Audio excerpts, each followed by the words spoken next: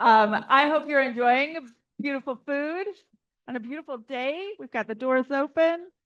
This is a true labor of love these 4 weeks. And I'm so glad that so many of you have been with us through it all. But I am here to welcome you all on behalf of Chapel Hill Public Library. And you can see we are still working a couple of things out, but we are about to get started. In the meantime, what am I going to say? Who knows what comes next? All right. So for those of you who don't know, pull out your phones, double check. You think it's off, but it's not. So turn it off, turn off your phone, silence your phones. I say it every time, but has there ever been a program where we didn't hear a phone ring? There has not. So let that be a lesson to you all. Okay, and y'all know where the restrooms are. We will hear an announcement if we are still here. The announcements will come at 7:45 and 8 o'clock if we're still here that late. There are envelopes in the middle of the table. You're going to leave those. You're not going to touch those just yet. That will come later. We've got two amazing artists tonight who are going to bring us joy and music. We've got S.O. Derek right here bringing some music, and then we're going to hear from Angela Light. Are y'all ready? Okay. Okay, I'm ready. So I'm going to turn it over, but I'm just really grateful to have you all here once again. Hey, y'all. Can y'all believe this is the last time we get together for this series? I have had so much fun and bringing in community and hearing all of the wonderful folks and paying homage to all of the people who really put the labor in to bring us to where we are today in Chapel Hill. And if you notice anything about the way that we conduct the book clubs, we like to ground folks in information. We like to root it in information.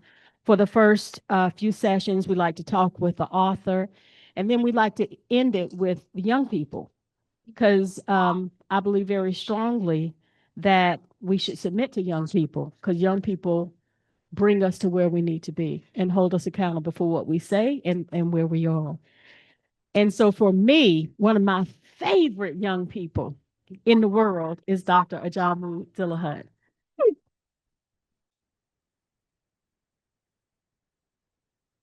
And Dr. Dillahunt, you want me to call you Dr. Dillahunt?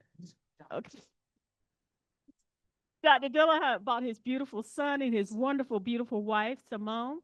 And I look at y'all and I was so, it makes me so proud for this moment, because I've known Ajamu since he was an undergrad. He used to go to some little school in Durham. I think they've closed it now. I'm just kidding. I'm just kidding. I always give Central a hard time. But because I went to the illustrious North Carolina A&T. Is that right? Is that right? Add your pride. However, really and truly, NCCU is a foundational school for local Black people. I'm actually the only one in my family who went to A&T. Everybody else, including my children, started out at North Carolina Central. So I like to give a lot of homage and a shout out to North Carolina Central. But I felt like we should end this moment or begin this moment thinking about the future, because we talked about the roots of the Black working class. And with Dr. Kelley's work, and she was, by the way, installed at the National Humanities Center today. I'm so proud of her, too.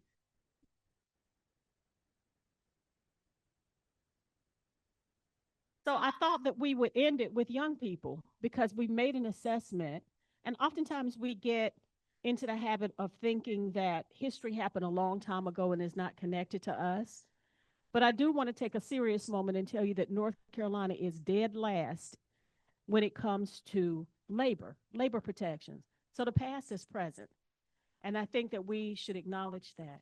So I'm so excited to have Ajamu here. I'm also excited because we have S.O. Derek on the DJ.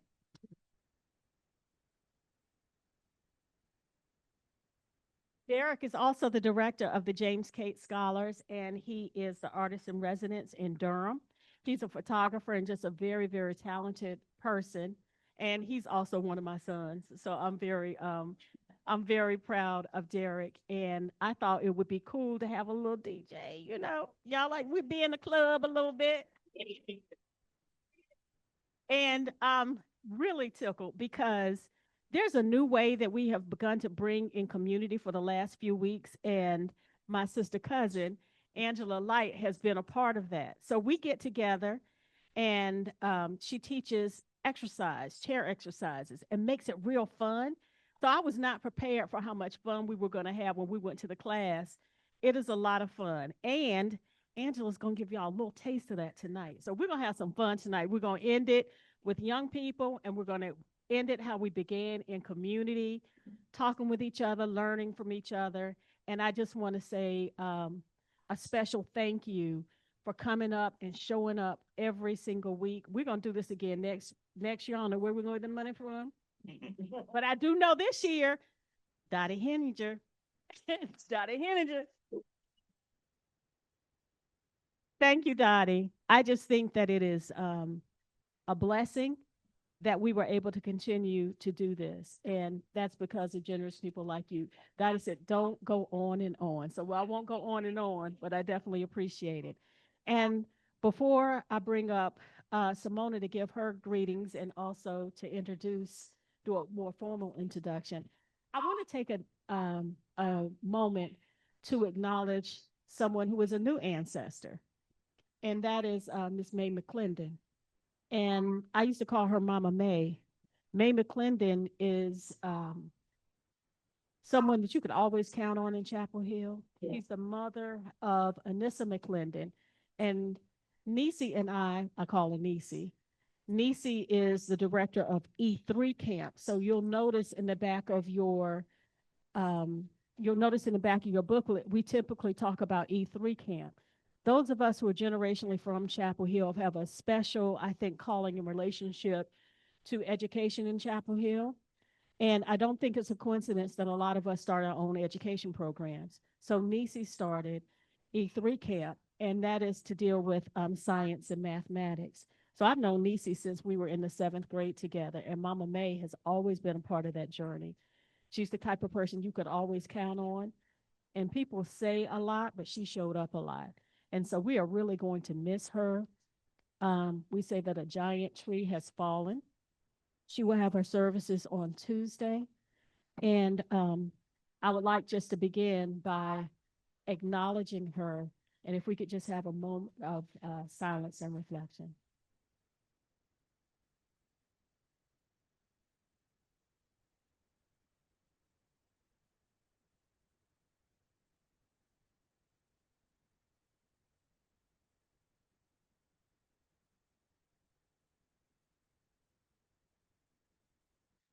We thank her for her life.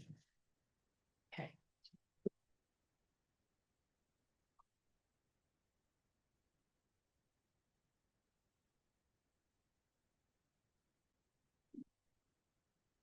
Yeah. Here we are, our very last night. I'm so sad about that, but also so excited about all that we've done and what we're going to be doing next. As you all know, we've been heading towards this idea of living history, right? We've been talking about how we make history, we need to write history, and we need to rewrite history. We need to make sure that the histories that we know are the ones that are recorded, that are that enrich the archives that often leave many people out. Right. So tonight is about writing and rewriting history. It's also about being together and learning so much from each other. And so we already have had some amazing music from Derek, for which I want to say thank you. And I want to thank you. And y'all know I'm going to do it. Hopefully I'll do it half as well as Danita, but y'all know that we pass the hat, right? And you know why we do it. We do it because artists are the ones They are the ones who inspire us. They bring color to life. They show us the way. They make us cry and they make us laugh when we can't cry anymore. And we know that it's their really hard work that lifts us up. So it is so, so important for us every year, especially a year when we're talking about labor, for us to really name the labor that artists have and that they use in order to enrich our lives. I'm so grateful for the music you've already brought into this room.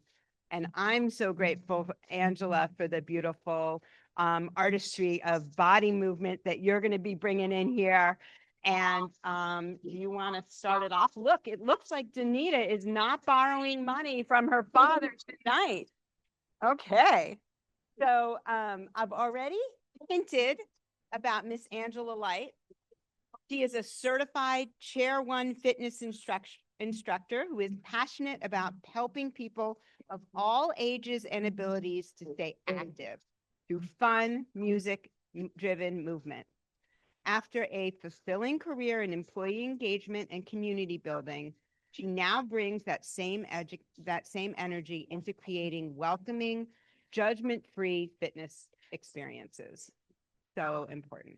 Her classes combine upbeat music, easy to follow routines, multiple movement levels, so everyone can participate. We're going to show each other all of this tonight. I can't wait.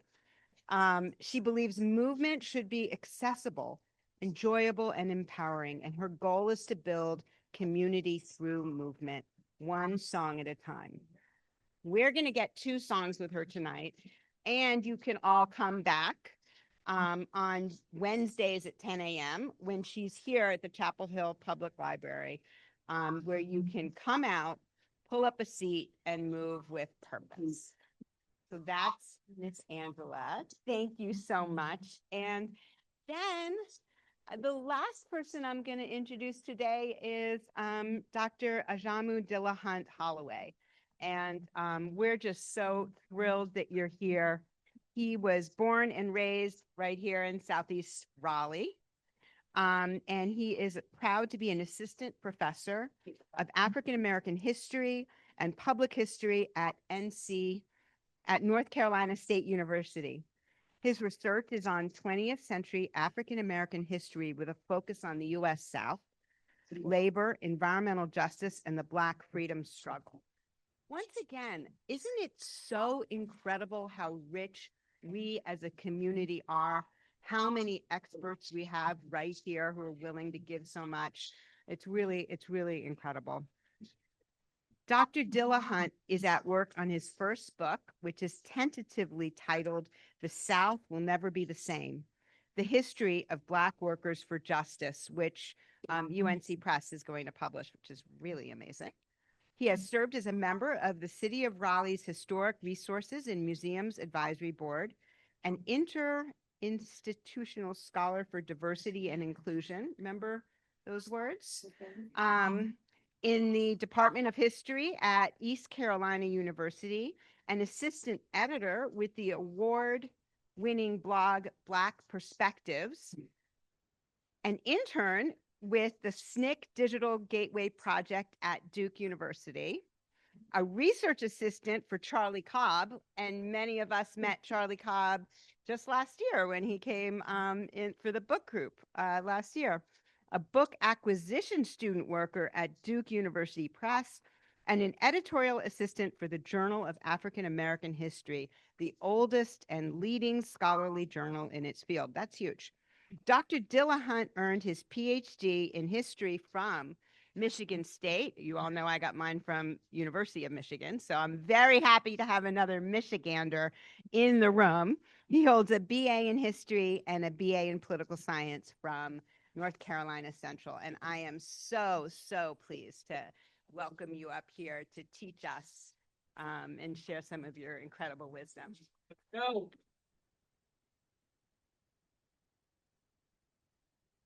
Thank you, Chapel Hill. And first, let me say, he may run up if that's okay. It's a community event, so he's gonna be in community. he usually sits through panels pretty good, so I think he'll do his thing. I think I might talk too much and then he'll want to leave, so we'll see. But first, I really want to thank.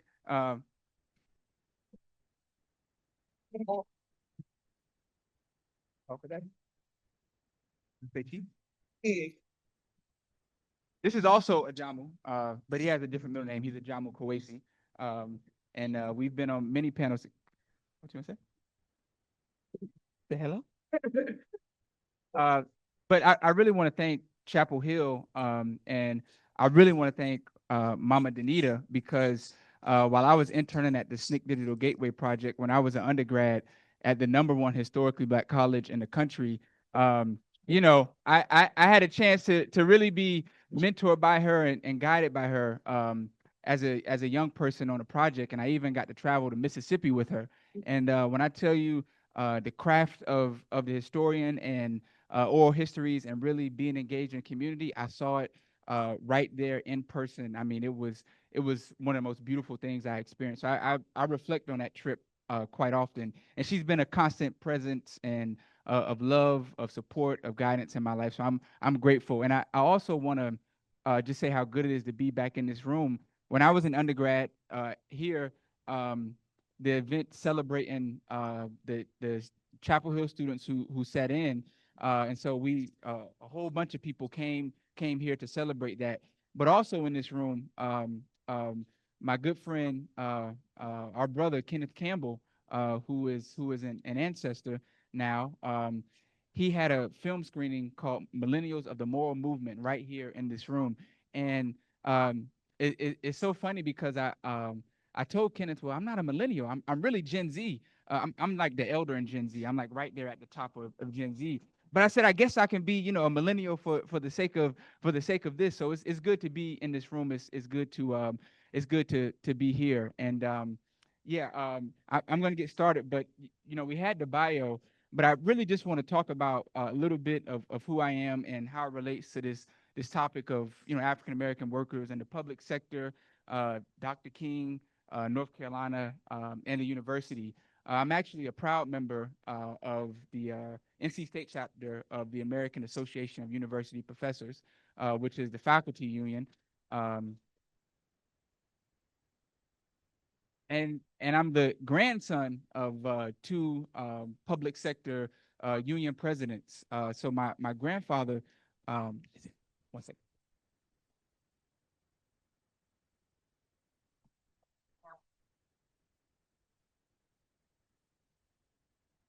So I'm the grandson of two public sector union presidents. My grandfather, whose also name is Ajamu, was president of the American Postal Workers Union in Raleigh for 18 years. And my grandmother, Rukia Dillahunt, was the president for 2 years for the Wake County chapter of the North Carolina Association of Educators. And so growing up, unions were the norm despite being in the state with the lowest number of unions, that exist. So when I look at the history of unions, when I think about unions, I think about family, I think about personal, but I also think about my responsibility in the present as a member of a union, which is the fastest growing state conference within the AAUP on a national scale. So faculty within the state of North Carolina are fighting, are organizing, and are demanding a better future, not just for faculty, but for students, for our world, for our community. And so as we talk about unions, I'm a part of a union, proud part of a union, and I was raised by union leaders. So I'm really, really grateful to be here. So my talk will be brief. So it's into two parts. So part one, we'll really be looking at Dr. King in the public sectors in the 1960s, 1970s. I had the opportunity of following Dr. Freddie Parker, which I got a little nervous, because I know you all know him well, but in the history department at North Carolina Central University, where I studied, the name Dr. Freddie Parker, it's the real deal. It's a big deal, and so I wasn't able to take any classes with him, but I was able to benefit from the legacy and mentorship that he passed down, and he's actually come talk to my students. And it's been really, really, really, really powerful. But I really want to dig deep into King, the public sector in the 1960s and 70s, and build on what Dr. Parker talked to you all about the food worker strike here at Chapel Hill. What was going on at the time? What emerged after it, and what did this mean for the public sector at this time? So we can advance the slide. Yeah.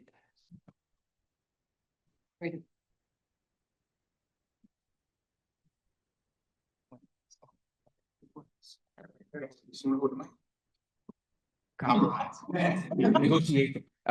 So, in 1969, when the food worker strike took place here at UNC Chapel Hill, this was a major thing within the public sector. These were workers employed by the university. So these are Black workers in motion in the public sector. And it's emerging 1 year after the assassination of Dr. King. And one of the things that I love to teach about, to talk about, is that, we praise Dr. King for the I Have a Dream speech.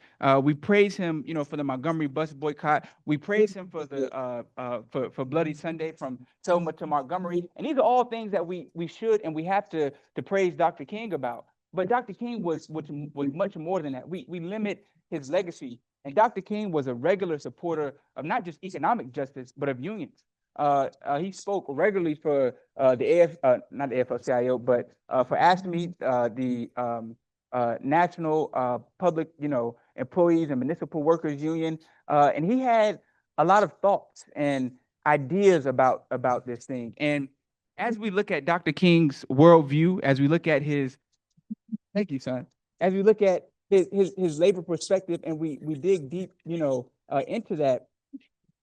Also, what was happening at the time, and the food workers, are in motion, is Black power. The world, the country, the state was really moved by this happening. Black people are in motion, saying we're going to lead our own organizations. And so you had this really critical time that Dr. King, in this embracement of economic justice, he's assassinated supporting striking sanitation workers in Memphis, Tennessee, majority Black workers. This is huge.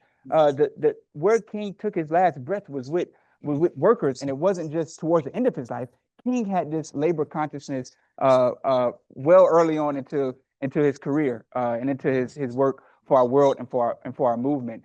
And as we reflect on King, which we're about to get deep into it, we're going to read a few quotes because I can talk about King, but why don't we hear what he said, ourselves? I want us to think about King as an individual, but not as an individual, if that makes sense. King was a part of an organization. And so the views in which Dr. King put forward about the labor movement, about civil rights and labor, it emerged, yes, from his brilliance, but it emerged out of debate and conversations. There were historians a part of SALC, Lawrence Riddick, Vincent Hardin, to name a few. But his worldview emerged out of this collective understanding. He was an organization man. And so sometimes we individualize King, which is easy to do, but he was also an organization man who arrived at these ideas as part of a collective effort, debate, and internal process. So I really want to share that. So King and oh, I'm going backwards. Hold on. Down. Okay. So I know this is a long quote, but every word is important from Dr. King. And as I do my class, I want to say, if somebody want to read it for us, like if the vibe is not there, we don't have to do it. I can just read it really quick. But somebody, you want to take the mic, son? Anybody interested in reading this quote from Dr. King? I saw it. Okay, the food workers strike in context, Dr. King. Negroes are almost entirely a working people. They are pitifully few Negro millionaires and few Negro employers. Our needs are identical with labor needs. Decent wages, fair working conditions, livable housing, old age security, health and welfare measures, conditions in which families can grow, have education for their children, and respect in the community. That is why Negroes support labor demands and fight laws which curb labor. That is why the labor hater and labor baiter is virtually always a twin-headed creature, spewing anti-Negro epithets from one mouth and anti-labor propaganda from the other. Now that's a lot. And thank you for reading that. But this is King going into detail, and this is early in the 1960s, talking about why African Americans, why the struggle for civil rights, this effort for voting rights, to challenge Jim Crow, had to have this unbreakable bond with labor, even if the labor movement had limitations, because it wasn't about who was necessarily leading the labor movement. It was about what the labor movement could do and could achieve. But this is King in his 40s. It doesn't stop there, you know. I'll read them. The South, this one. The South is labor's other deep menace. Lower wage rates and improved transportation have magnificently attracted industry. The widespread, deeply rooted Negro poverty in the South weakens the wage scale there for the white as well as the Negro. Beyond that, a low wage structure in the South becomes a heavy pressure on higher wages in the North. So this is King a holistic view saying the concern of workers in the South is the concern of all workers throughout the country. And so this labor consciousness that Dr. King is bringing, this regional perspective with national significance, is important and it's huge.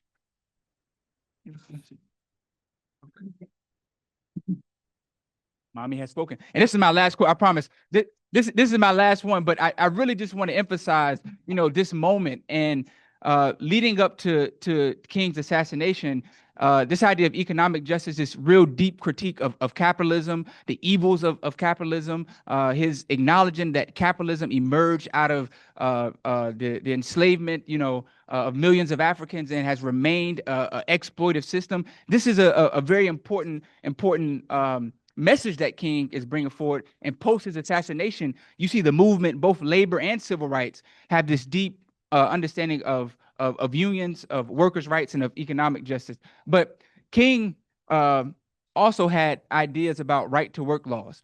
So North Carolina, we're in a right-to-work state, and we can turn to Dr. King to better understand what that means for workers in the public sector. So does somebody want to read this one? It's the last one, I promise.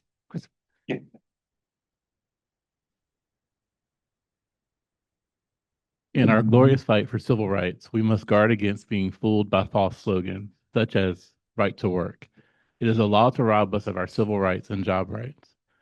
Its purpose is to destroy labor unions and the freedom of collective bargaining, by which unions have improved wages and working conditions of everyone. Wherever these laws have been passed, wages are lower, job opportunities are fewer, and there are no civil rights. We do not intend to let them do this to us. We demand this fraud be stopped. Our weapon is our vote.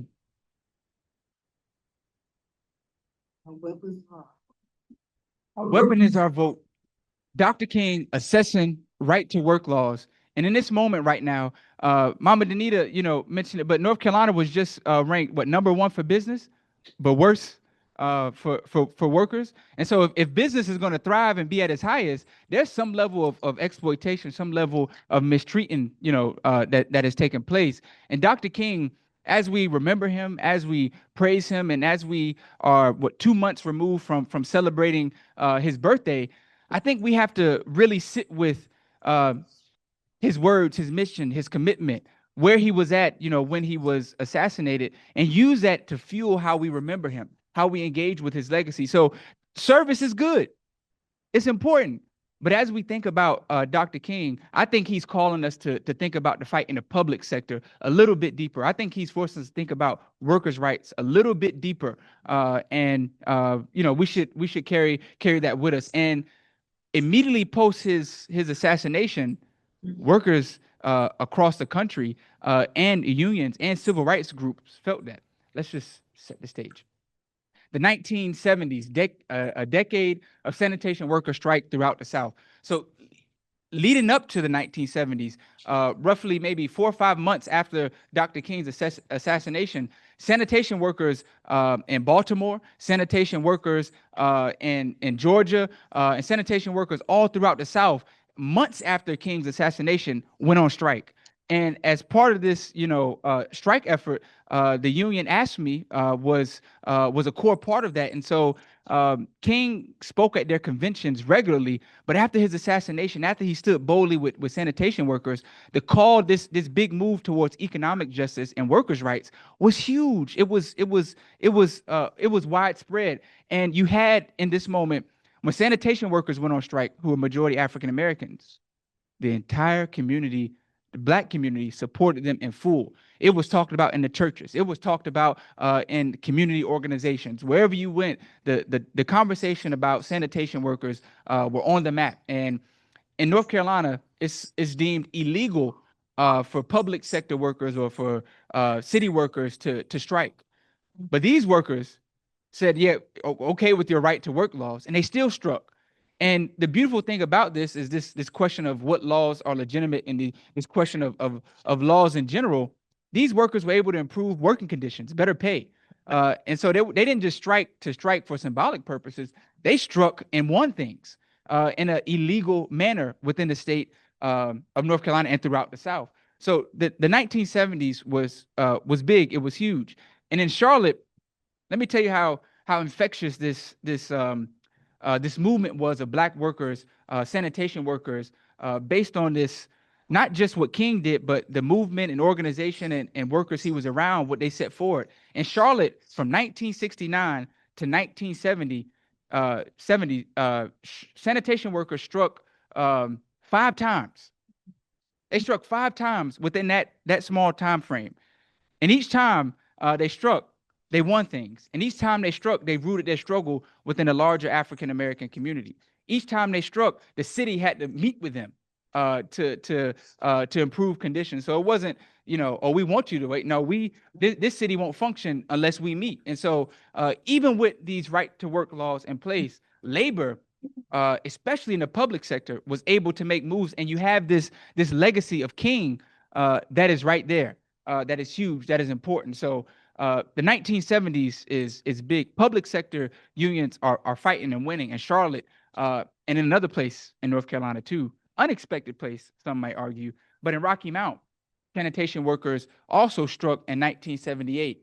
This strike was an important strike, but it didn't emerge necessarily from an active union campaign or workers regularly organizing kind of thing. It emerged because one of the sanitation workers, Mr. Alexander Evans, they called him preacher.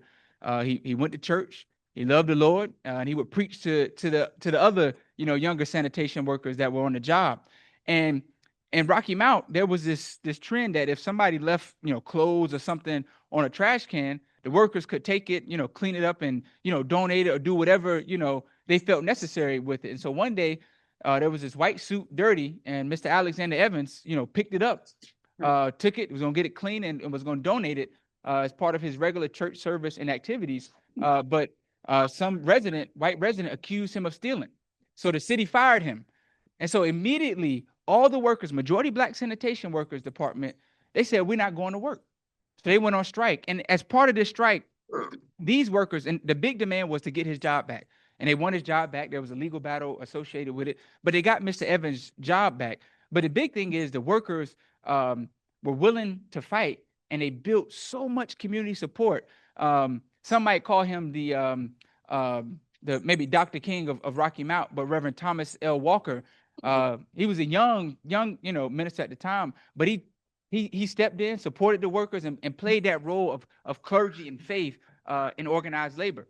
He was a close follower of Dr. King. So even a decade after his assassination, the legacy of what it means to be a minister, a legacy of what it means to stand with workers, was right there happening in Rocky Mount. And so you had this beautiful thing emerging in the public sector, organic, spontaneous, but there was still the right to work law on the books. But these workers in the public sector were still bold and said, you know what? Right. We're still going to strike because principles, justice, and fairness is the most important. And then North Carolina also becomes this place, for labor in the public sector. And I put this here because, well, does one put it in the public sector? Well, the state of North Carolina had a big role in it, so I decided to do it. But in the 1970s, prisoners within North Carolina were fighting for to unionize for better pay, better working conditions, because as we know, much of people who are incarcerated perform some type of labor, and even still to this day. But in the 1970s, with Black Power, with civil rights, with everything happening, the consciousness and motion and what was taking place, political prisoners were incarcerated in central prison. So people like Jim Grant or Ben Chavis and so many others, were incarcerated. And Jim Grant said this. This is one. Historian Tim Tyson said he's probably one of the most important civil rights activists in the state of North Carolina. And when some young people were at the feet of John Hope Franklin, they were like, "You got to know who Jim Grant is. He was a chemist turned civil rights activist." But anyway, we could do a whole session on Dr. Grant. But what I'm saying here is that he said, my view was, even though I was a political prisoner, I viewed it as wherever you are, you organize. And there were issues where he was at in central prison. And so he organized him, and there was white workers, there were, indigenous workers. It was a very diverse group of workers that came together to form the North Carolina Prisoners Labor Union. And through that, it led to a really big Supreme Court case that ruled that prisoners don't have a right to unionize. And so they, by nature, could not form a union. But North Carolina, the South, was pushing this conversation about who has rights, who doesn't have rights, that kind of thing, and being bold, being intentional about how to build unions and protections for workers throughout the state of North Carolina. So you had this public sector motion that was happening as things were jumping off in Chapel Hill. And because I teach at NC State, I'm from Raleigh. I can't let Chapel Hill get all the love in terms of the beautiful worker resistance, but there were workers and students at NC State who were in motion, who facilities workers were raising demands for better pay, better working condition, and the Black student organizations were right there supporting the workers. And so UNC, as the flagship, might have been a little more mature, but NC State, we were in there, trying to find our little way. But I think that just goes to show that this was a time period of high motion, and that North Carolina is this very special place as it relates to the African American freedom struggle, as it relates to the labor movement, and as it relates to the public sector, which a large number of African Americans have worked in the public sector and still work in the public sector. So this is a concern not just of labor. This is a concern of the African American people and all just-minded people. And so when we think about labor in the public sector, we have a lot we can learn.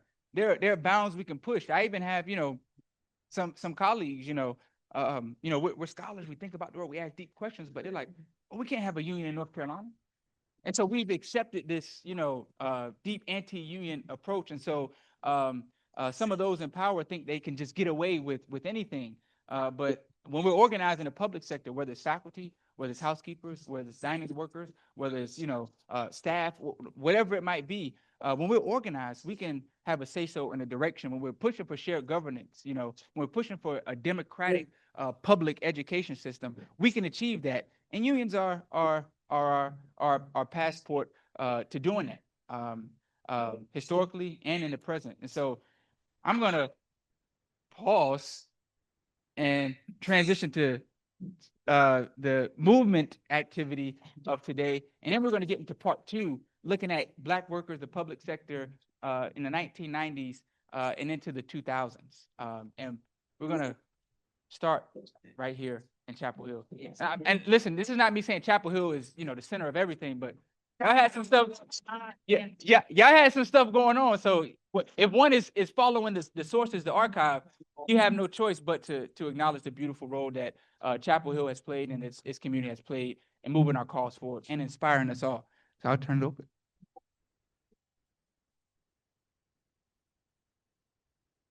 All right, the room is full. So if everybody would turn your chair so that it is facing front. You're not facing front. So as Simona introduced, I am a certified Chair 1 fitness instructor. And I have fun. I really love doing this, getting people of all ages abilities to move, because we want to keep moving until we're 80, 90 and above, right?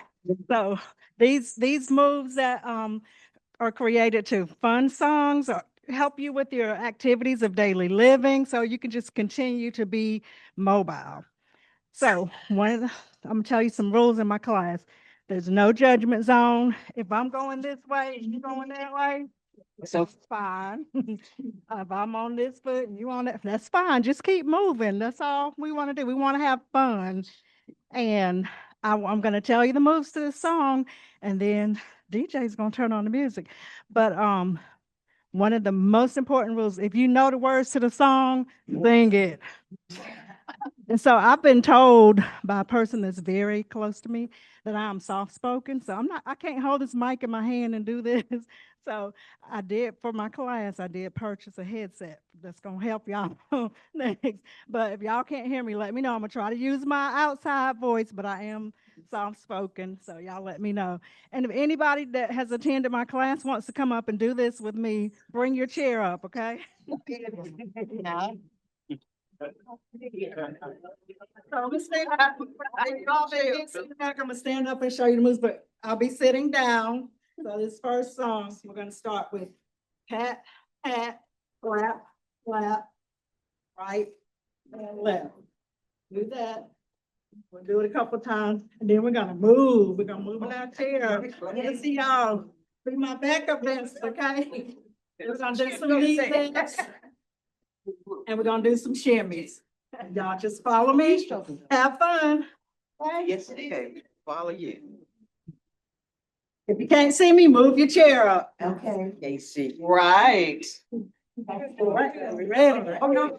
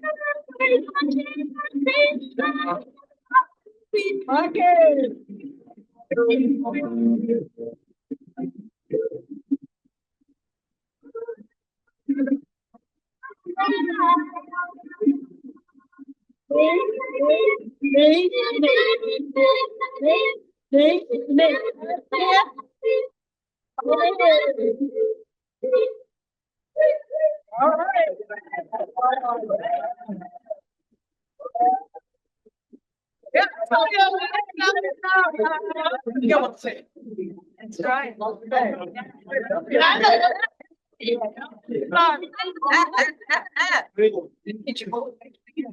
Your heart goes.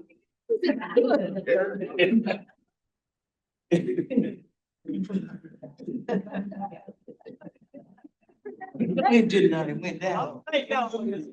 I'm just gonna follow that, you know? Thank you all so much.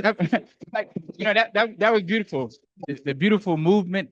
Thank you. So I'm here for part two. And as you can tell, I'm a talker, so I'm gonna make sure I stay on point here, especially for your time.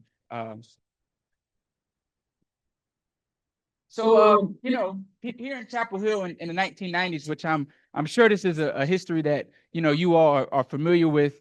But I want to talk about what it meant, here in Chapel Hill, but also what it meant for building an entire union, a public sector union, and building a movement among housekeepers. So we've talked about, you talked about so much with Dr. Blair Kelley and Dr. Freddie Parker about, in the early 20th, century, this activity of Black workers that has taken place, what it means, to be a Black worker, how Black workers are organizing in different sectors and different industries, whether it's public, whether it's the auto, you name it. Black workers are taking bold stances and organizing themselves, even if some unions are exclusionary or not seeking to organize in Black workers. Black workers said, well, unions are still important. We're gonna build. And even into the 1990s, this becomes really major.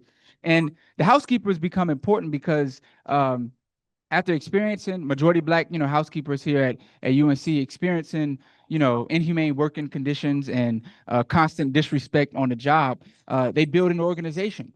They build the Housekeepers Association. And this organization is built, and so workers are collectively organized first, and then they approach the civil rights attorney. You all know this story? They approach the civil rights attorney. What's his name? Al McShirley, and so and then the lawsuit emerges, and in 1996 you win the lawsuit, for better pay, better working conditions, and acknowledgement, from the university. But something major, emerges throughout that lawsuit, that the president now has to meet with the Housekeepers Association to talk about working conditions and better pay. And so this right here in the 90s emerging, there were a group of people who weren't responsible for the organization being built among housekeepers or for the lawsuit, but there were a group of people who said, well, who were organizing in the public sector, who said, well, this is a strategic moment to not just win for UNC, but what if we attack the entire UNC system to win for housekeepers all across the state? And so what took place at UNC, from the workers being organized and speaking for themselves, leading their struggle, giving direction to their struggle, and even when the lawsuit was going on, still fighting, still organizing, still marching, other Black workers who were still the majority of housekeepers within the UNC system, they were getting together to talk and to meet. And at ECU, they formed, the ECU Housekeepers Association, and they began to hold marches and demanding, respect on the job, better pay, better working conditions. And so what took place here at UNC sparked the movement, and it sparked the movement in the public sector. And these workers eventually, Barbara Prier here, who's pictured here, Miss Prier, who is an excellent leader, she would in 1997 become the chairperson for the North Carolina Public Service Workers Union, now known as UE 150.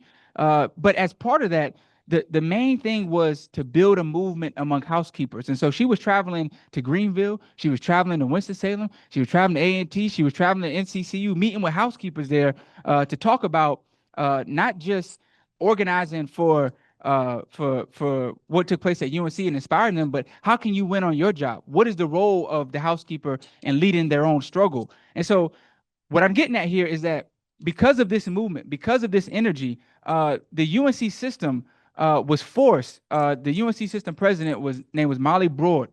Some of you may know of her, may have been around when she was around. But because this movement of housekeepers was organized, and they were going to the General Assembly marching, they were going, to the Board of Governors meeting, they were writing, they were holding rallies on campus, they were doing a whole host of things, and most importantly, building power among housekeepers themselves. It wasn't an advocacy group saying, oh, well, this is what the housekeepers think. These housekeepers from across the UNC system were marching in Raleigh. They were marching on their campus. They were meeting collectively. They were having debates and discussion. And Barbara Peer, who helped spark the movement in terms of the lawsuit, was leading the entire statewide union. And so because of their efforts, by 1997, the UNC system was forced to adopt a meet and confer policy.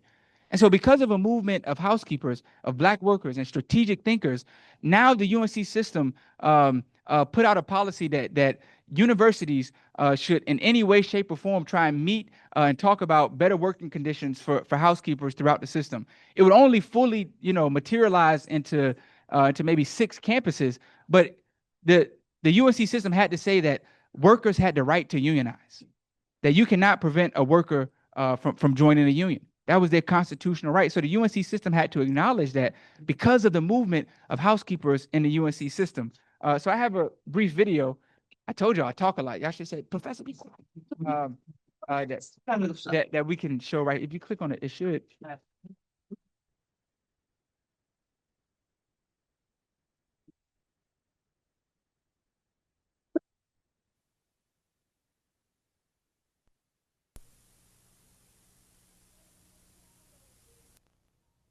I just can't tolerate racism. Another event, a banquet to honor the Reverend Dr. Martin Luther King Jr. So what? Where's the news? Is it another program where government officials and business leaders claim allegiance to the spirit of King's work, focusing on the famous I Have a Dream speech, on only the weekend of the national holiday? Well, hardly. If we tell the truth, Dr. King is an inconvenient hero. Since their inception 15 years ago, Black Workers for Justice, or BWFJ, has organized a yearly banquet to honor Dr. King. Unlike many other organizations, BWFJ holds their celebration on the anniversary of his assassination to commemorate King's work when he died. He moved from civil rights to, in fact, attacking the socio-economic system, which is the life and blood of this nation, which is capitalism. King was ready to march and change the system when they took his life. He opposed all of that when he took his stand with garbage workers years ago. Black Workers for Justice sees their mission as continuing King's work. Black Workers for Justice has been supporting public worker organizing throughout the state of North Carolina. And like Martin Luther King did before he died, he was actually supporting sanitation workers in Memphis, Tennessee to struggle for justice on their jobs, better pay, safe working conditions. And that type of thing is going on here in North Carolina. Manufacturing jobs, cotton mills, textiles, all those jobs leaving the state. Service workers is the business that's blooming in this area. Service workers from housekeepers, groundskeepers, food service. With support from groups such as Black Workers for Justice, Barbara Preer and other housekeepers at the University of North Carolina at Chapel Hill are seeing to it that their jobs get better, and they are succeeding. UNC Housekeepers Association has been organizing since 1990, and over that period of time, we did a lot of marching, a lot of screaming. We were able to raise the bottom wage up. In addition to raising the entry-level salary from $11,000 to $14,000, the Housekeepers Association also won access to training opportunities and pay raises that rewarded seniority. All this in an era when many public employees are labeled as non-essential and face downsizing and privatization. Our campaign now is to ensure that we stay state workers. And we already low income workers. Privatizing, we'd be even lower. Housekeepers at East Carolina University in Greenville are also trying to improve their working conditions. The ECU Housekeepers Association began meeting last year in response to incidents of harassment. Such a racist slur made to Afro-Americans by a manager. Slaves always did the service work, and coming out of slavery, that same service work has always been Afro-Americans have did it. You stay humble and don't cause no trouble. You go in your little closet and stay there. And Martin Luther King died for that, so we had the right to end it, same right as everyone else. When you sit on a job 5 years, no promotion through housekeeping at all. Every supervisor they had recruited off the street had no experience in housekeeping at all. Then the housekeeper had to train that supervisor. Labor organizing in the South has always been real hard, and I guess it all comes from the good old boy system, who controlling who. State laws restricting public employees from collective bargaining have not slowed the ECU housekeepers' efforts. However, the university's chancellor has refused to negotiate with the association. Meanwhile, at Chapel Hill, an organizing campaign and legal battle forced the chancellor to concede regular meetings with the UNC Housekeepers Association. Together we stand, divided we fall.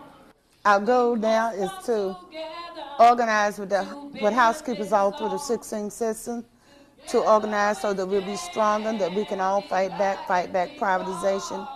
Whatever job you do, be the best you can be it.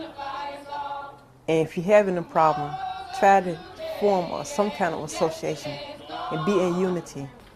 Together we stand, divided we fall. We must come together to unify us all. Tomorrow's a new day and yesterday is gone.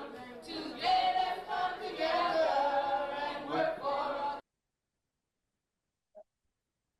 So as you heard from the housekeepers, themselves, is that they were building a movement, and this question of privatization in this moment of the attack on the public sector, on public good, what was taking place here in the 90s, what was taking place across the state, offers important lessons for us, and not just what they achieved, but how they achieved it. Workers coming together to organize and to fight. And so, for those of us who are supporting workers, who are looking at the public sector, who are looking at the university, we have a battle on our hands. We have a big battle on our hands. And I think we can take some inspiration and some guidance from what the housekeepers were able to achieve. Now, they didn't achieve the full goal in terms of overturning the ban on collective bargaining within the state, overturning the right to work laws, but they sure made a dent that we can learn from and that we can continue today with African Americans still being in the public sector at a high level. For example, the attacks on the post office, when you've engaged with Professor Blair Kelley's work, you see that it's not just an attack on the post office or just a shifting of times of industries. If you're coming for the post office, you're coming for African Americans. You're coming for institutions that not institution, but for generations, African Americans have fought and engaged in collective battles. Leaders from the post office have led community efforts, have been leaders in our fight and our struggle. So when they come for public institutions, when they come for public education, they're coming for a core pillar within the African American community. So in my work, I argue, I try and put at the center that you can't look at the African American experience without looking at labor. If majority of African Americans are workers or work for their wage, then one has to look deeply at labor and the labor movement. Have African Americans have navigated different industries, and it varies. It depends on a whole lot of factors, but we can learn a lot.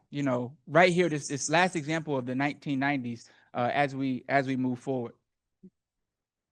So UE 150, as this effort emerged out of the struggle for housekeepers, I think this is important with Ms. Peer as the chairperson, is that then it began to expand into other public sectors, whether it be state workers, whether it be city workers from Durham, from Raleigh, you name it. There were a significant, amount of improvements to build a movement across the state to really challenge privatization and to challenge the state's ban on collective bargaining. And in 2005, UE 150 took the case in a number of different organizations to the International Labor Organization, which the United States is a signature on, to charge, North Carolina, with mistreating its workers, bring up charges.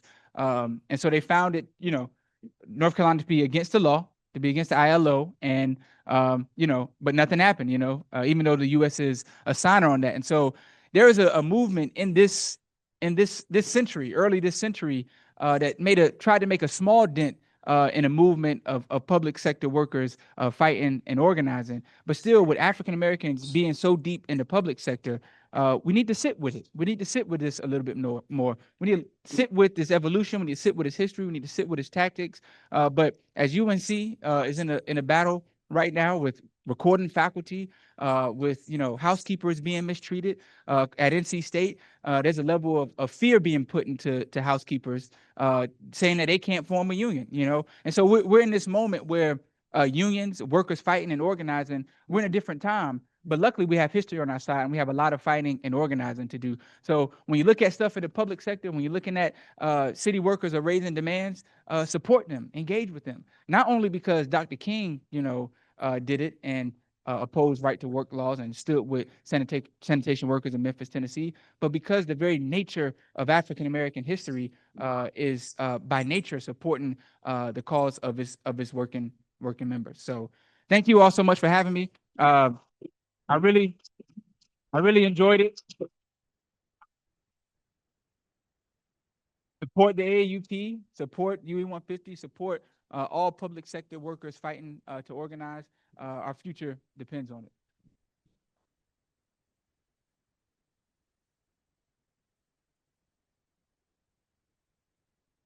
Great job. All right, y'all ready to move a little bit more? Yes. All right. We got next song, y'all. So, the thing about my people, when we get together, we're gonna do a line dance. But the line dance, this line dance gonna be in the chair. Chill. So the moves here, we're gonna go single, single, double, single, single, double. Then I want y'all to take your arms and make a figure 8. And it depends on how you reach. My figure 8 is gonna be big. But if you have shoulder, your figure 8 can be like this. Okay. Then we're gonna step out. You'll step out on your right foot, step back, then cha-cha-cha. Step out on your left, step back, cha-cha-cha, and then march 4, 4. So now I'm gonna tell y'all what song is. Boots on the ground. So we don't have no fans, so your hand is your fan, okay? When they say where them fans at, we're gonna, this the fan, okay? Get dramatic with your friend. When I get hot, I'm gonna have 2 fans. Y'all ready? Y'all got it? Everybody got it? Yeah. Hey. DJ, hit it.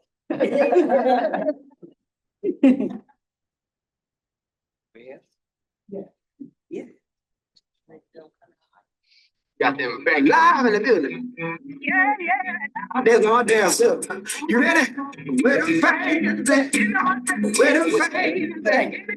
Where the fans at? Give me one time. 2, 3.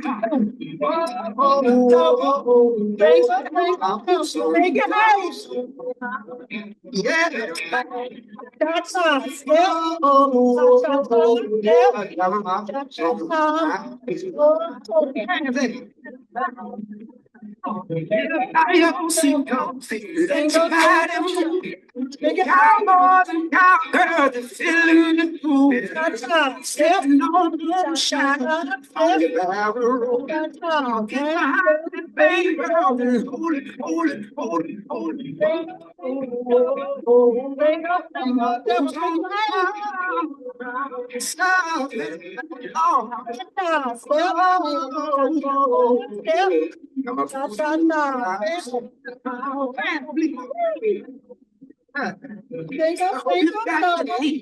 gonna get it up. Everybody's dancing to that tune.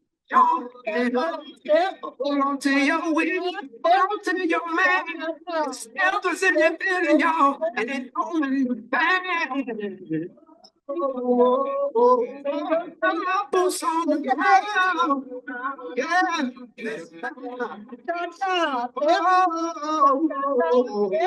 Get my boots on the ground. Boots on the ground. Kicking up some dust. Boots on the ground. Kicking up some dust. Where them fans at? Where them fans at? Where them fans at? Give me one time. Give me two times. Boots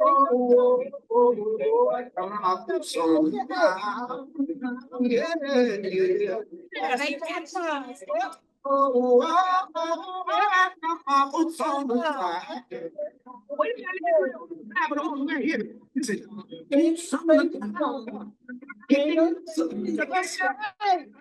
the ground. You can look some dust. Wait a minute now. Bad. Where them fans at? Where them fans at? Give me one time. Give me two times. Oops,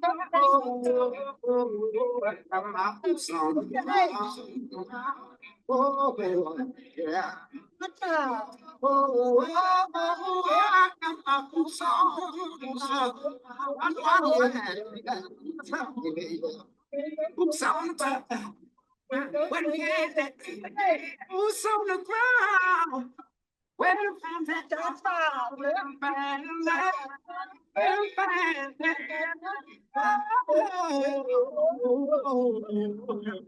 That's fine. Ain't go double. Ain't go double. Figure 8.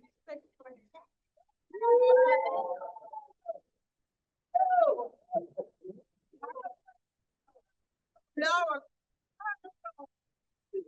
So awesome.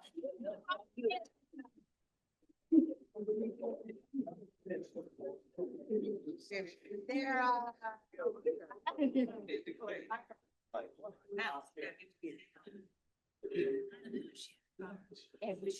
all going to be here on Wednesdays at 10 a.m. Fantastic. Okay, so thank you for getting us all warmed up, right? You think the participatory activity is coming, but it's already happened, and it's a little bit more. So much happening in this room. So remember the promises we made each other about living history and writing our history? This is the moment where we're gonna participate in that way too. And so I know all of is your blood pumping? A little bit, yeah. Blood pumping, all of that pumping. I wanna now get us into the headspace of writing history together. We have seen again and again, this community knows its history, right? It has beautiful history. And so I want us to start just by sort of consecrating this moment and grounding it in the idea that history is not fixed. It's not complete, right? The history we get is partial. And we have lots and lots of ability to rewrite that history.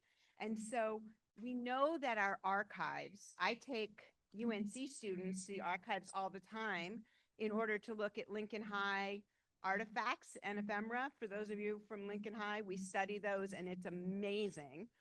And we know that those pieces of ephemera, they are really important, but they're not the full story, right? Just like on the first night of the book club when we started, do you remember how we had the Janitors Association cards? And those Janitors Association cards, they said a lot on them, but they didn't say everything, right? They told us somebody's name. They told us how old they were. They told us what their wage was at the time. They told us their race, but they didn't tell us were they deacon of the church. They didn't tell us what kind of teacher were they when they leaned in to a child, right? There's so much that they didn't tell, and that's what we're doing. So the problem with having reading glasses is you need them and then you don't. So we want to fill those spaces that are unspoken. We want to fill it all in with our memory. And I want to invite everybody, you might not know the history, but there are many, many special people here who are witnesses and are living historians. I'm even looking at some of them who might have like arrows pointed at them. Yeah. the historical witnesses are really important, and they're not just elders. We have people like Brother Eugene Farrar. Y'all should give Brother Eugene a hand. Brother Eugene organized was it bus workers and custodians at Chapel Hill Carborough City Schools for years. I see my sister Michelle Laws in the back, who worked with Yanni Chapman. If you read the essay about Yanni and his impact on history, and of course, women of the movement. If you raise your hand.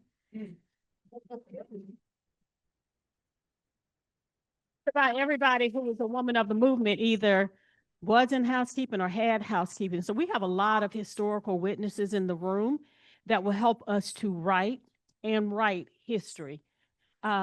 The cookie that you got is my grandfather, David Mason, who worked over at the Carolina Inn. These folks were more than just people who cleaned up the room or people who washed clothes. And so it is up to us to honor the people that we know who were giants in our community. So I just, come on back up, Simona. I didn't mean to. I just really, I really want you to know the value and significance of historical witnesses, because we are the authorities of our own history. Is that so? So I would ask permission if the folks who were here organizing on the street doing all of the work will help assist people to tell that story. And after we start writing, this is the beginning of a process. And Simona and I have been in contact with folks over at Wilson Library. So we are trying to begin a process where we write our own history for ourselves. So when you see somebody's name, like William, my great-grandfather, William Mason, he was not just a janitor. He was a member of a church. He was a deacon. He had a lot of history that goes with it. And so we have talked with the folks over at Wilson so that we can write history. And then that will become a part of the historical archive. So we want to make it so when we see our ancestors' names, we have more than just their occupation. That was something they did, not who they were. Thank you. And so, you know how Molly kept pointing out that there are these manila envelopes? Kept saying there are these manila envelopes, but don't touch them. Don't open them up. It was such a tease. Now's the time when you can open them up, because what you're going to find inside of those manila envelopes are photographs, articles. And what we want is we want you to together open them up and look at those photographs with each other. And begin just by holding and observing, not jumping right to some kind of conclusion, but just looking, and ask yourself, what do you notice? What stands out? What questions come up? And we want you to begin to talk with each other at the table about the photographs that you're seeing. So you might choose one in particular and show it to somebody, and begin to examine these questions around what is being shared, right? When a photograph is taken, there's one view that's being shared. What is it that's being shared? Who maybe captured it? What norms might have been a part of creating that? And so we want you to start having those discussions at your tables about these artifacts at the table, and having discussions with each other. Do you see people that you know? Do you see things that you know? Can you feel something about those moments, or elaborate and add so much more to the picture that you see?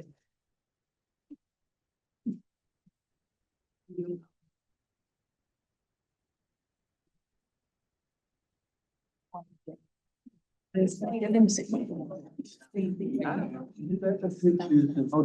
name. Recognizing them by the queue.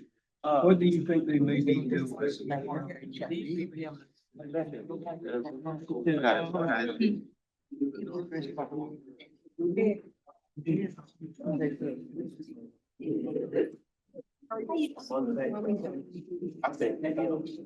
The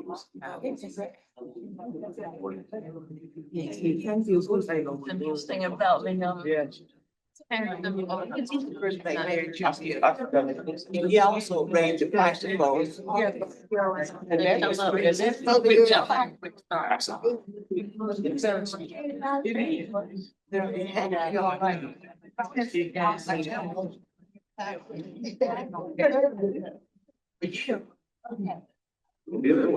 that was also. I know what you're talking about. Very. We were talking about a little bit about coaches spending all the money. See the regional planning. About Mike. Not Big. Some What of is them it, girlfriend. Belichick. Belichick. Okay, so, what I was just reading this thing about coaches getting all the money Right, and the. That's right.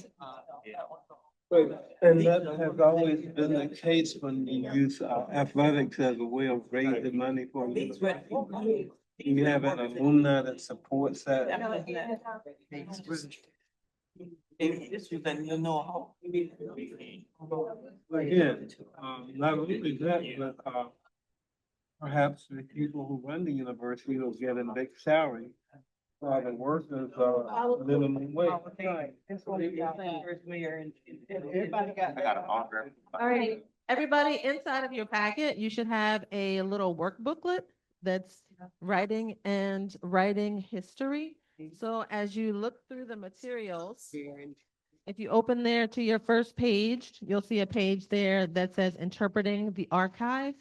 And there you can just jot down the archival material that you have and just note your thoughts about the materials and what you're thinking about it, like whose perspective is being shared there, what story is this telling, what kinds of things are you thinking about when you're looking at that material, who created the record, the materials that you're holding in your hand, what do you think about who may have created it and how their worldview and their viewpoint may impacted the ways in which they created that archival material, and just jot your thoughts down in your workbook.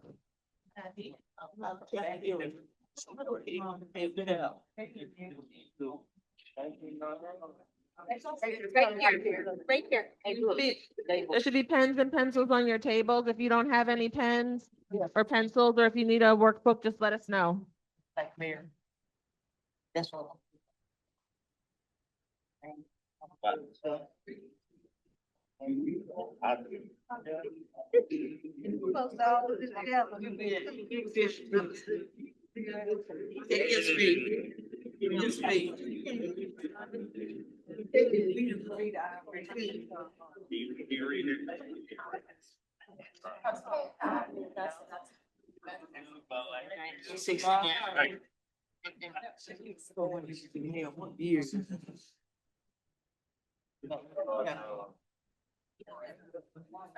You know, we can. Oh, but you didn't say we could.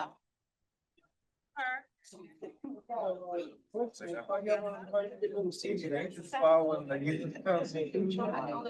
The person that's unfit. If you don't see a person as a whole person, then they. So from then until now, people have the power to follow and suit. UNC has a name.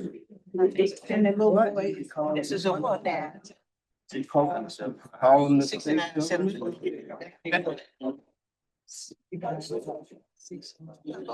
So anyway. No, I guess, and this is like especially, this is from the president. Good citizen cost. It doesn't matter. And it's seen as less than a percent. So why would she not be relegated to the work of God? Or in any town, any city? Look at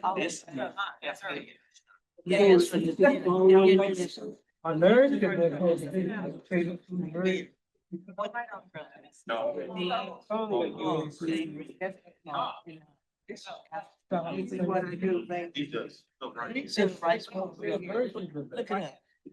Yeah, later on, they say on the reason this part, to talk about those flashing lights and all that. But the other part, Yeah. keeping you all. So we were talking about history. Not even You can that. see that and I was thinking just a manifestation of the kind of culture this place is.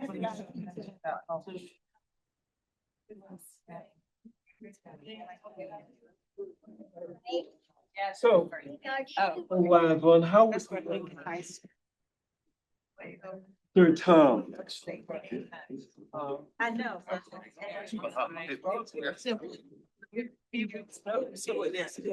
Yeah. Right? No, it ain't. It's not them. It's not them. I said it was president. 72. You're moving some stuff, okay. Okay.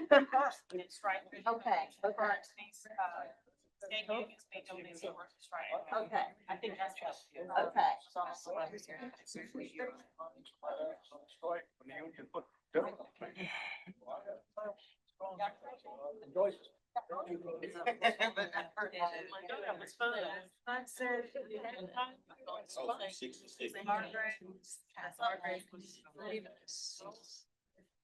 thank you.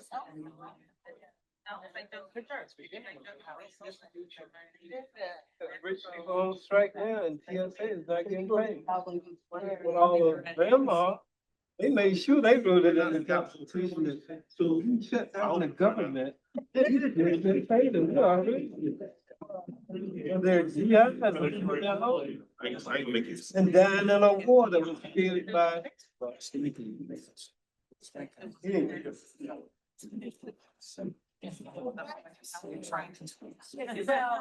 So what we see here is rectify some of the injustice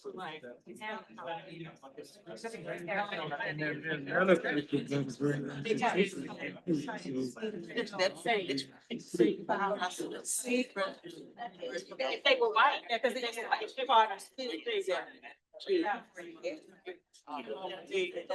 and then, kind of training.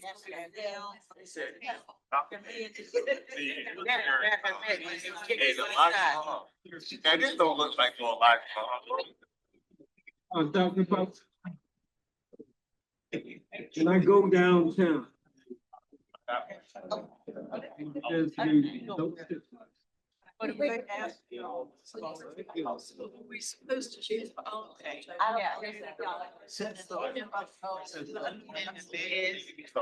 Choose one to two to respond. What, Conan?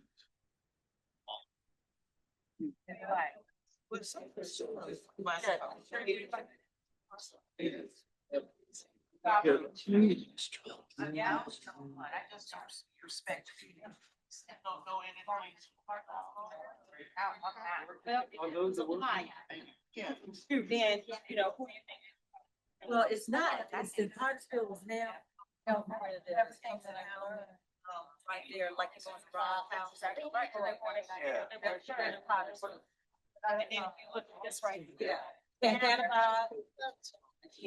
house over there about the that's what Hartsville was up there. Yeah, that's what they said, they was like, complaining. And then if you see this, this is a news chapter. They just validated the sheets, all of them. Them born up at that way. Because William Gaddis, y'all have a whole lot of coming to the community that's been perspective the stuff that was going on, the housekeepers. We're gonna give everybody 2 more minutes before we move on to the next section. You didn't come to my agreement. That's his perspective. It's this story. Coming. So that's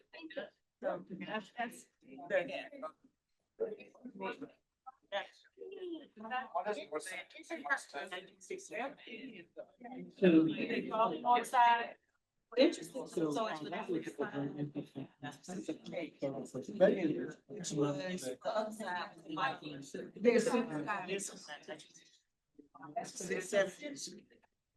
Maybe that's the one today. Where's north side? Yeah. Today. When did that all come together? Okay, go ahead, write down your final thoughts before we move on to the next section. Can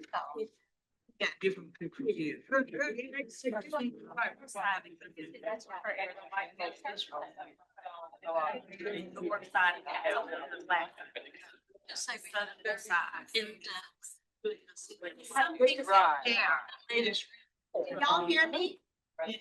I'm wondering, walking around, I know there was some Googling going on.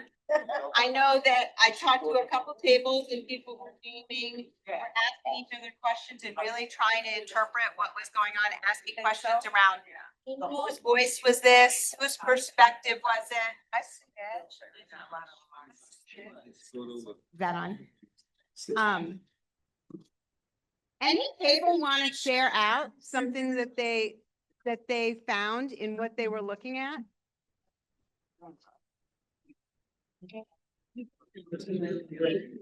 Okay. We'll go back to you right next. So do you want to,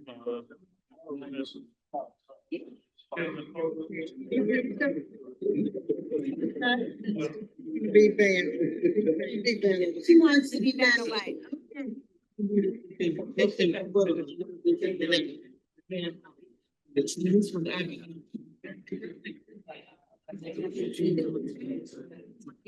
Okay, so let's hear from this table. We're gonna start over here with the photograph and some description.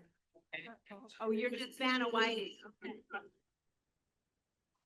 well, this particular photo, to me, it's campus, and there are police that are standing with their batons.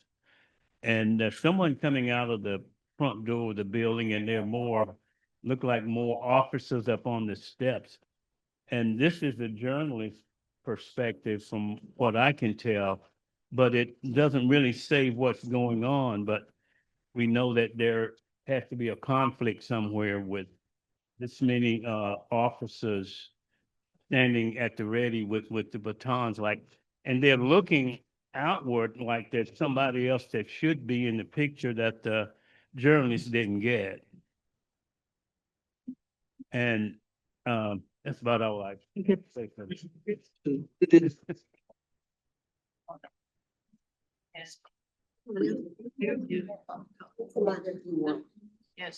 I know back here. So did everyone see the photograph? And here, yeah, really, really lovely. Okay, so all the way back here, will you show us the photograph and tell us what you're seeing? Want me to hold it up? Oh, well.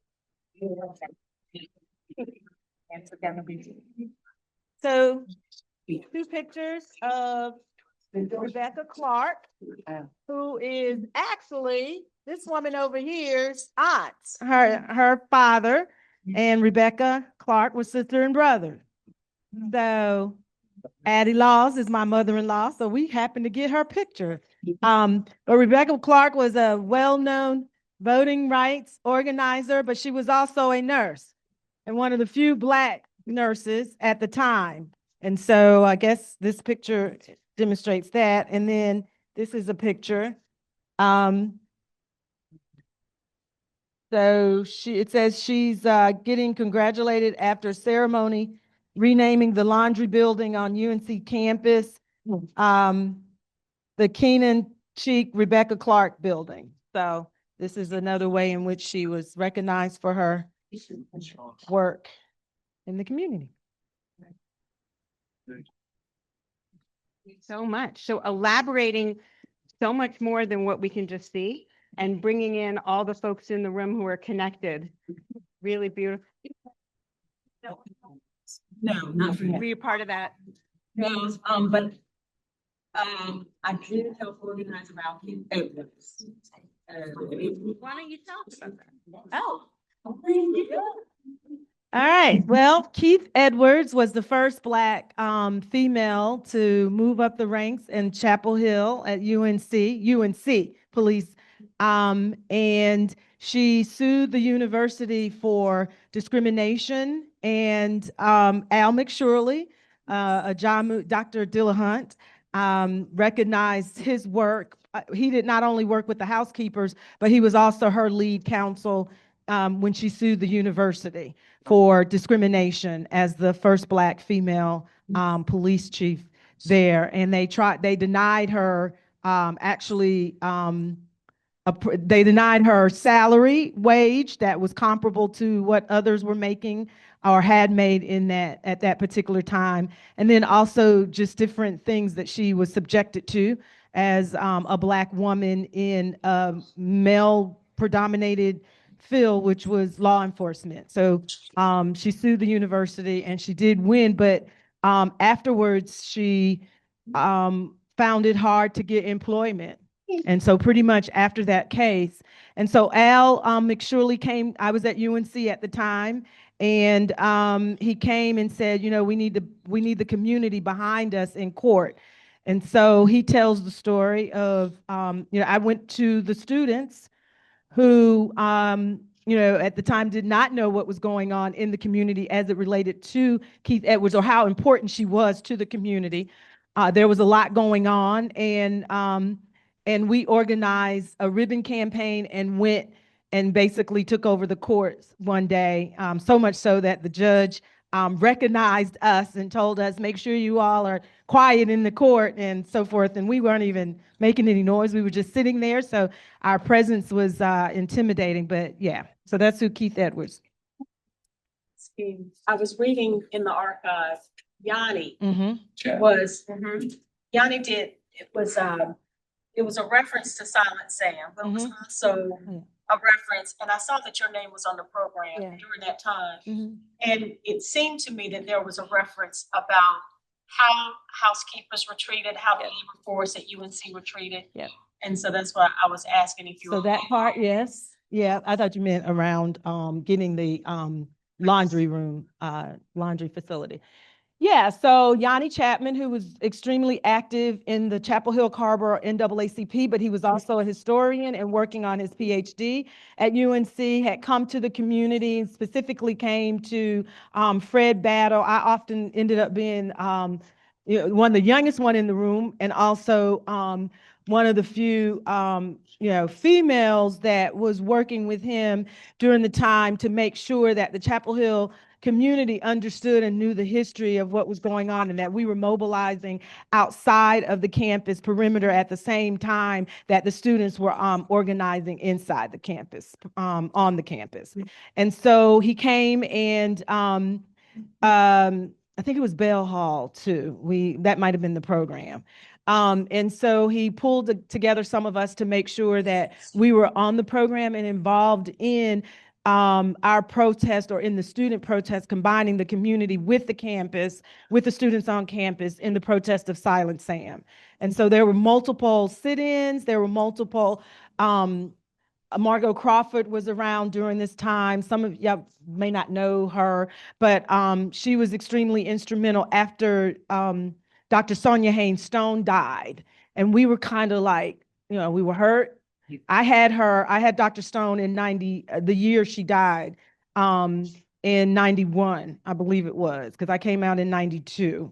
And so, you know, we were hurt, but Yanni really made sure that we understood this history that a lot of us had not. I think I had mentioned to Danita, I didn't even know about the Cates murder. Only thing I knew was my grandmother would tell us, this is when we were children, before I went there, don't y'all go down on that campus. Y'all stay away from that campus. Now, I grew up Merritt Mill Road and also Pritchard. And they would tell us, don't y'all go on that campus. Y'all stay away from that campus. Y'all come home. When y'all come back, don't you go down on that campus. So it was always like the boogeyman was on campus. And we didn't understand until much later when Danita did her wonderful work around the murder, that it clicked. I was like, that's why they didn't want us hanging out on the campus. And so there were a lot of instances like that where the historians made sure that some of us who were local and protected for whatever reason from knowing the history of the interesting relationship between the campus and the community learned it. And Yanni was one of them. Yeah. Thank you. Thank you. I want to, Robin has a second part to the activity I want to make sure that we get to. So with y'all's permission, I'm going to go to the table back here because I know we have a lot of good old troublemakers at this table right here. I tell you that much. So, yes. So who's going to talk at your table? Like what?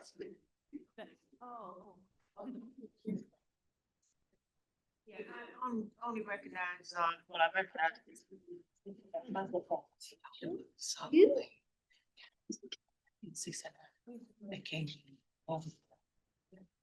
Yeah, I just recognize one person on here, which is my cousin, Cleo Macaulay Balkins.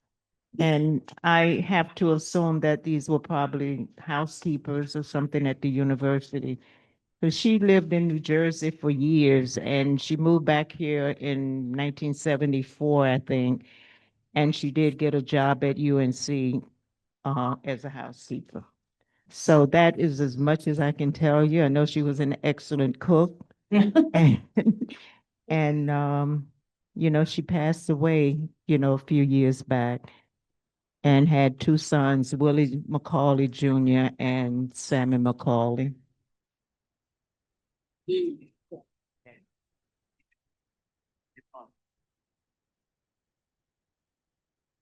I remember in 1969, I'm reading this that says possible breakthroughs seen in Stripesville, and it brought back a lot of memories.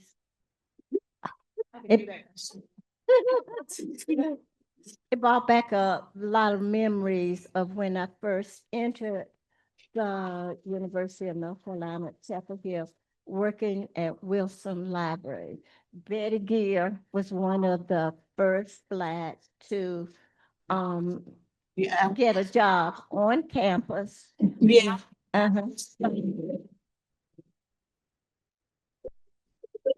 Still working there, and he was 100 years old.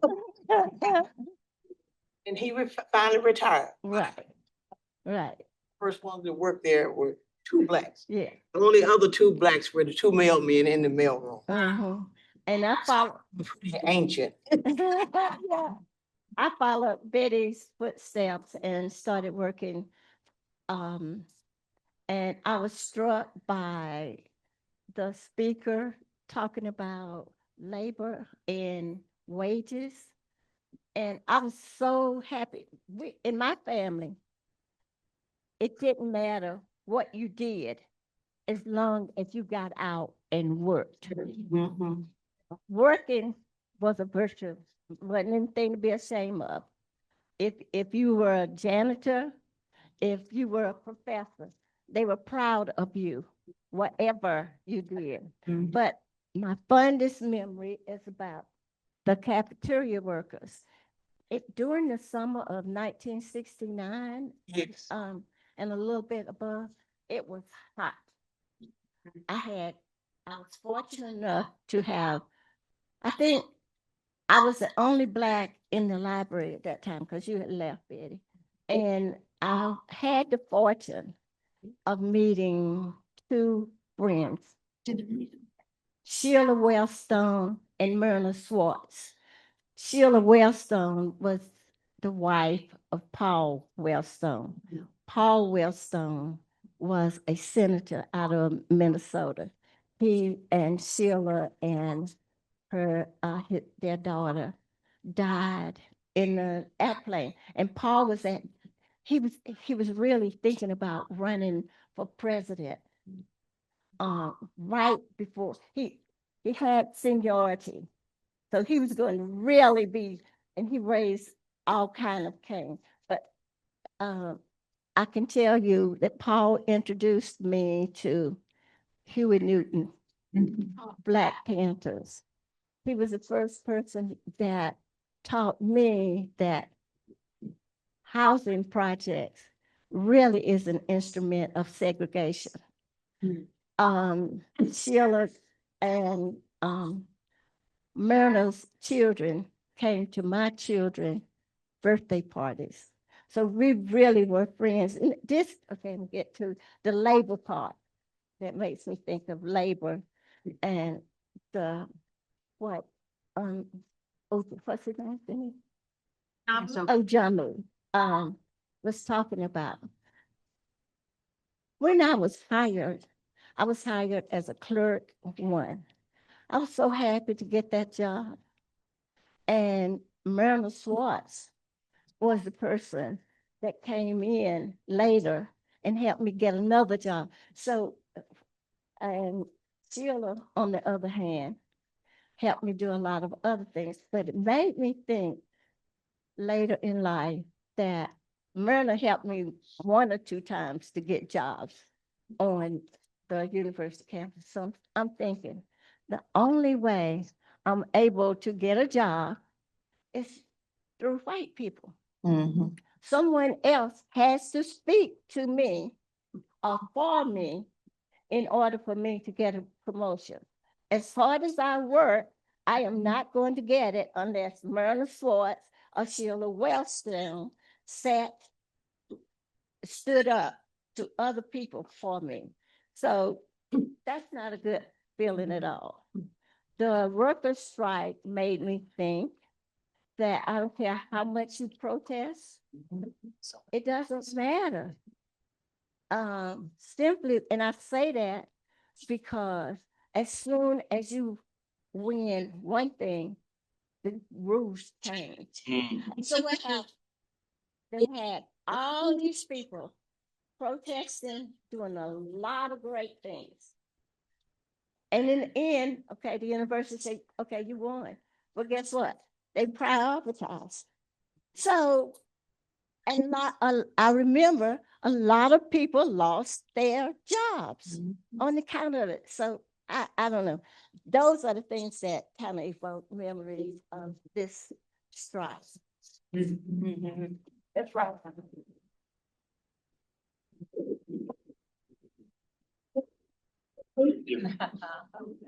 Thank you, Mama. I'm going to turn it over to Robin. And I would just say that my mom's comments make me think about narrative and narrative justice.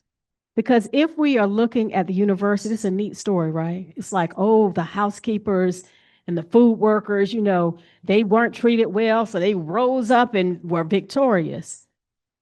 But remember, North Carolina is dead last when it comes to labor in this country. And it's a continuation of a pattern that pushes and pulls. And also, one of the reasons that I wrote the essay is there are a lot of people who paid a lot of costs for people to be treated like humans. And people lost those jobs. You heard Ms. Rebecca say in her own words that Black people knew if they were to speak up, there was a cost to pay. Yes. I will offer to you, beautiful community members, that there is a cost to pay now. It is. Yes. And the housekeepers are organizing. And the last thing that I would say, Mama, is that it is important. I'm from the school of thought that really believes that we should focus on the most marginalized, whatever it is. If we're talking about freedom, if we're talking about movement work, always focus on the most marginalized, because people who are most marginalized are in the best position to explain their position. So we can read about it, we can have degrees, and but the people who are at the nexus of that history are the most important people to talk about it. So it's important to think about narrative justice, because if you talk about stuff that happened on campus from the university's perspective, you get a whole different story. But I also say that there is a cost to be paid for that. And I've seen my mother come home crying a lot. My mom tells this story. I see you back there, sister. My mom tells this story about how when I was 2 years old, I went with her at the undergraduate admissions office, and they said, "Hello, little Danita." And "How you doing?" I said, "I am fine." And I am not taking no junk off of you. And I thought that was funny until I thought about how much I had to internalize as a 2-year-old for my mother to come home and articulate the things that happened to her at work. And she had a clerk one position. So how much more so did my grandmother, my grandfather? So anyway, I have to highlight that because as I said earlier, we tend to think about history as something that happened way in the past. But how does the past inform what's going on today? We have to think about that. Yeah, and I think it's also important for us to, I had to learn, I didn't have to. I just learned a greater appreciation as active as I have been taught to be and, engaged and involved. I've learned to have a certain appreciation for those who remained silent and didn't get involved during that time. So my uncle, William Woods, was a UNC housekeeper. And I wondered, and during the time that Danita was talking about when Johnny and all of us were active, was on, after Al had, and Bill had filed the lawsuit on behalf of the UNC housekeepers that Ajamu talked about. I often wondered why my uncle wasn't involved, and he would not be involved. He wasn't involved. He would go do his work and he'd come home. He'd get up early in the morning, and I was staying with them at the time. And I had to appreciate that when I became a student, because I often would have to find him when I didn't have enough money to buy my books for the semester. And so, and he helped me pay for my books through my entire time at UNC off of a housekeeper's pay. And so I think about that now, that his silence was him sacrificing being able to take care of those of us that were coming behind. And I'll never forget when they found out I had gotten into UNC. My grandmother, who was a nanny to a lot of the people, to two main families, the Pickards and the Desays. They were so excited. And I at first was like, well, why aren't y'all out here? Why aren't y'all out here? And then I realized I had to come and appreciate the fact they weren't out there because they didn't want to lose their jobs. They were looking out for us. So I have an appreciation for even those who remained silent during that time period and were not as engaged and involved.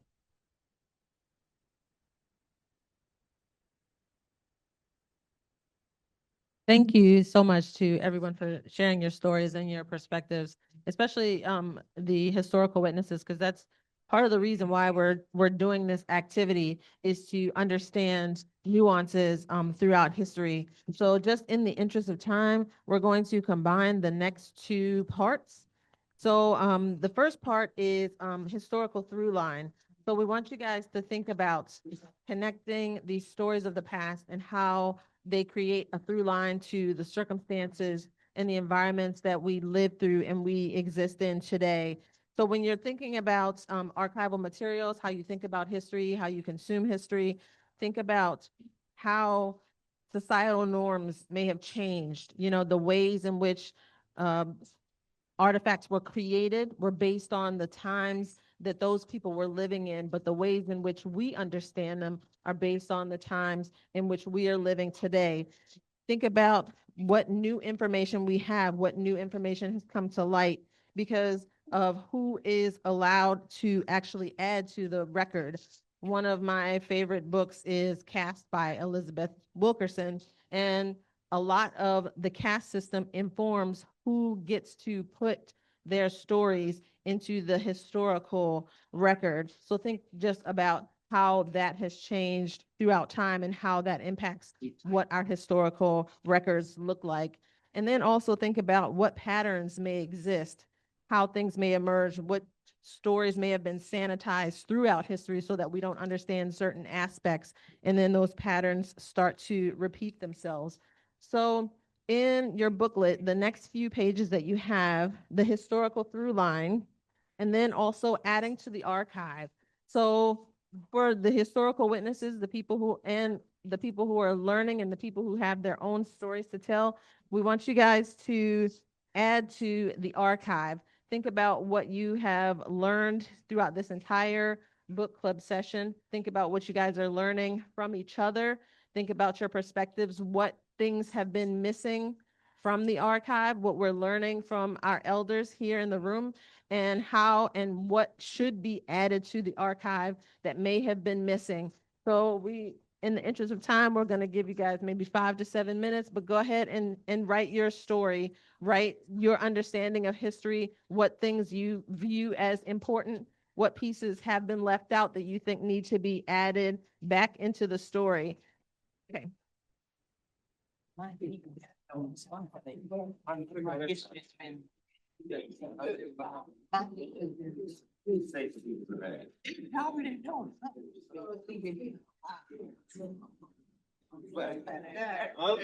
just write down the no, you do it. That's my mom. We actually know that the history gives form to thought. So when we see the picture, perspective that there is saying this. As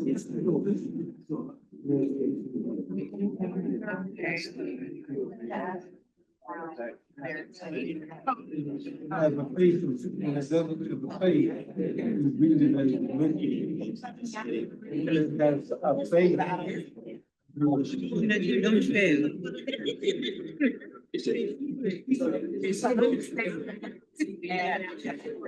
You don't fail. So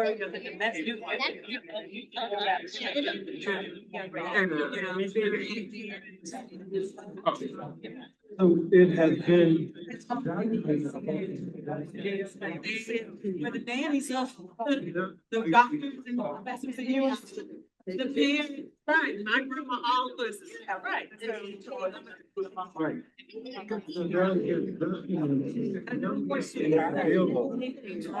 And when I ask for similarity, now we can begin to see the similarities between past, present, and coming. That there is a pattern there for example. Written narrative right now. Oh, yeah, they live with, she lives with this.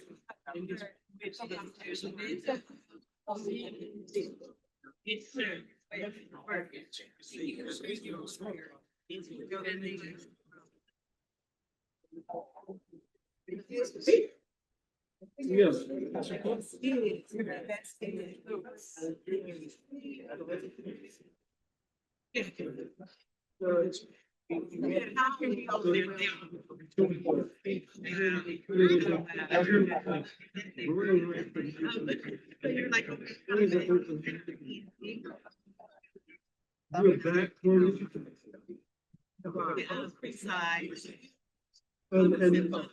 And there are people who have been put in the. Chapel Hill. And then once again, let's have when we sit. Have your attention, please. We're gonna try to get y'all out of here by 8 o'clock. We got 2 minutes. 2 minutes to get it done, right, Aunt Lynn? Oh, I bounced. It's okay. So I want, good night, sweetie. Okay, so first of all, I wanted to acknowledge the folks in the room who have been doing the work all the time. So thank you very much. Thank you all for coming to the book club. Are there any elected officials in the room? I know we had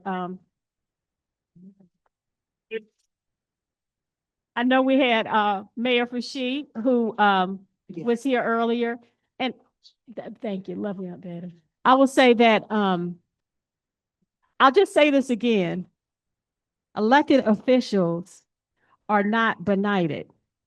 Elected officials, if they're a good elected official, are servants to the community. And if people in power are making policies for us, they need to be informed, right?